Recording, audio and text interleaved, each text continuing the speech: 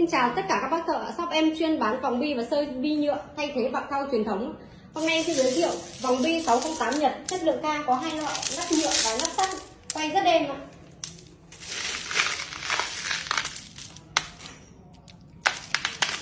Sơ bi mẫu mới nhất, được làm bằng nhựa ABS nguyên sinh, chịu được chịu nhiệt và đảm màu rất tốt. Giá chỉ vài nghìn đồng trên một sản phẩm.